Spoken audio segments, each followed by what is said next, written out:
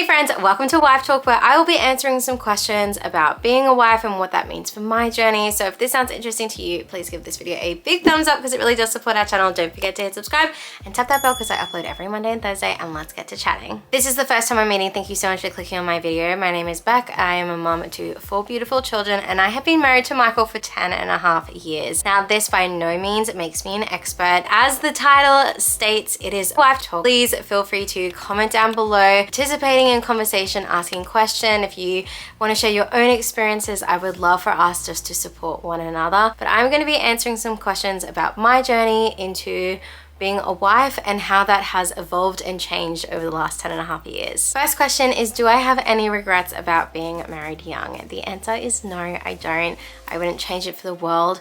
Mick and I have spent the last decade building our life together, and it's really exciting because I didn't have any other ways of doing things. We've really established everything together, and our family has grown and evolved and changed over the last decade. I was 21 and Mick was 23. We were married, and I guess our ideas and expectation of marriage was very different back then, even reflecting on what our vows meant to us and what we thought marriage was going to be like. I don't think we really understood, nor could you, because you haven't really done it. And then through each season that we have gone through, our marriage has looked different and been different, and we have grown and evolved and changed.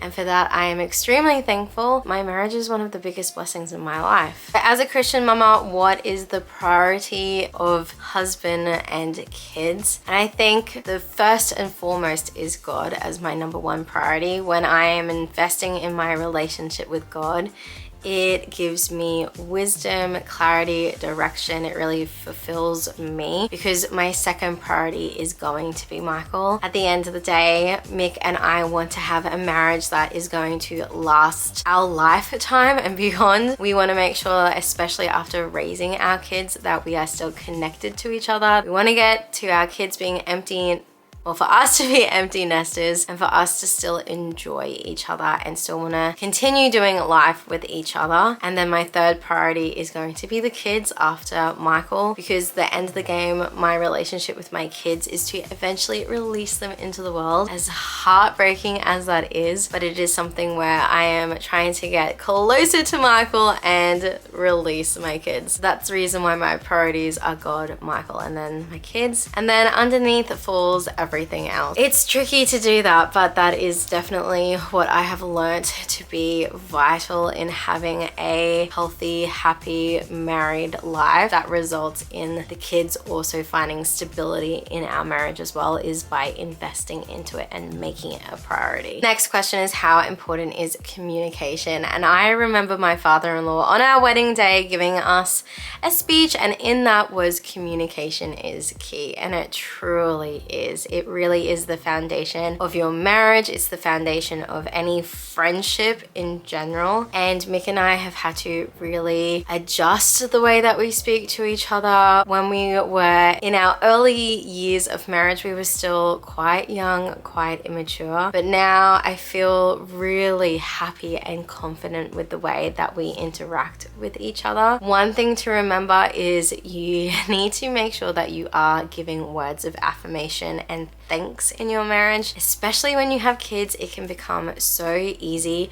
to always be communicating or bossing the other person around with jobs and tasks and things to do. And then fighting obviously becomes very easy because you're stressed and you're tired and you have given everything to everyone around you, that unfortunately the people that we love the most can sometimes bear the brunt of that. When you are communicating, make sure you are focusing on the positives, that you're uplifting and affirming your husband, and you're saying thanks for the things that they're doing, whether that be something that you could seem as little, like thanks so much for that hug this morning, it really made me feel supported, to the big things where they're doing massive chores around the house and you're just really thankful, and maybe they put the washing away or they looked after the kids so that you could quickly go down to the shops without having to take 4 kids with you. Really communicate not just the troubling things, but also the positive things. We have found that when we are communicating and expressing our concerns,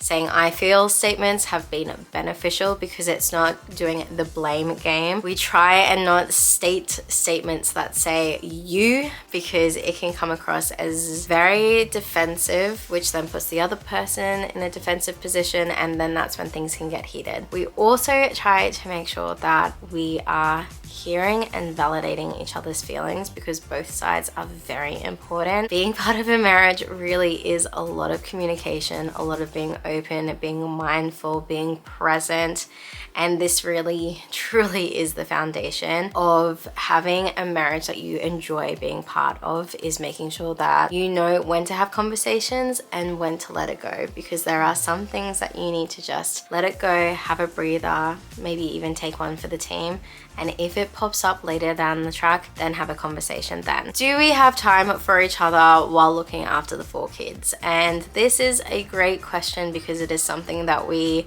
are still learning how to do, is to have purposeful time together. This can look like at 6:30 us taking turns making each other a coffee, bringing it back here and having coffee in bed together, discussing what the day might look like, what the week may look like, just checking in, or even just having a snuggle and just being connected with one another. Starting the day without the littles at our feet is really great, and it has helped us get through the days that we have done it. It's just really hard to get on top of that when you are so tired and exhausted. The other thing that we do not compromise on is a bedtime for the kids. The boys are in bed by 6:30, the girls are in bed by 7, and that's because we want to invest our time in ourselves, but also in each other. And when we are investing in our nighttime time together, we are trying to be mindful of not having screens, not sitting down and watching a TV show together, not being on our phones together. There is that time period where we do like to have that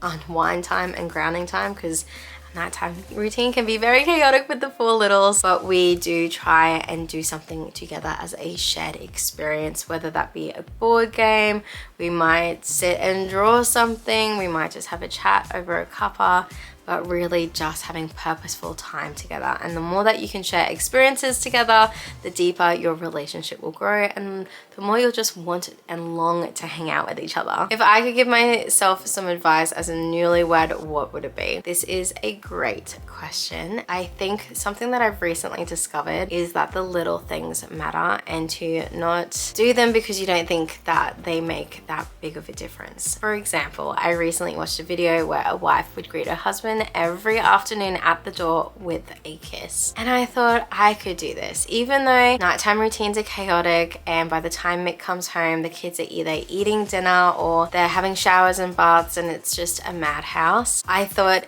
I would hate to walk into that environment. For the last 2 weeks, I have met Mick at the door, whether that means that I've stopped cooking dinner or I've stopped feeding the kids. I run down the hallway and I meet him there, and I either will open the door or wait for him to open it and greet him with a kiss. And this truly has made a massive difference. I have noticed, and Mick has even commented on the fact that it's so nice to come home and to be greeted with that, rather than a stressed, chaotic, crazy wife who is just struggling with everything. And it also helps me to know that it's all good now because Mick's home as well. It's beneficial for both husband and wife, and I highly recommend you do it if you're not doing it already. Also, coming under this category of making sure that you do those little things is find out what your husband's love language is, because it's such an easy way to speak love into their lives and to show them that you appreciate them by knowing it. You can then be mindful of when things pop up, that if that's something little that would speak to them, whether that be making the bed or packing their lunch, and even including a little note if they're words of affirmation.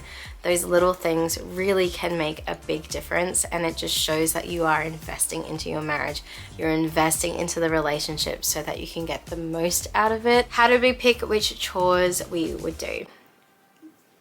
This kind of happened naturally for us in our marriage. Mick had moved out and lived by himself before he got married to me, where I went from my parents' house into our house together. Mick's domain is definitely a kitchen tidy up, It's just something that he has done. I've always done the cooking, he's then done the cleaning. We take it in turns to do the laundry and doing it together. All the other jobs kind of just happen when they do. It is a crazy madhouse now that we have the 4 kids, and we just communicate is pretty much the season of life that we are in. We both work full time, and there are so many of us living under one roof.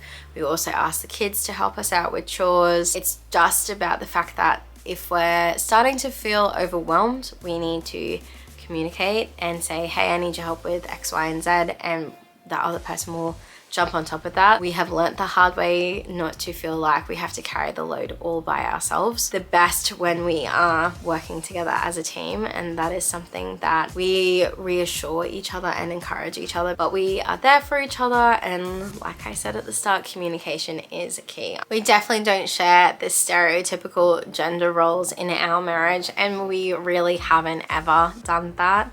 I feel like as you travel and journey together, it does change, and it does take into consideration the needs of the others, because marriage isn't all about being one-sided. For us, it's definitely about that partnership and being open to each other, making those adjustments, because there will always be some seasons where one person may need more support than the other, and then you'll have seasons where you are smooth sailing. Final question is, how did I know that Mick was the one?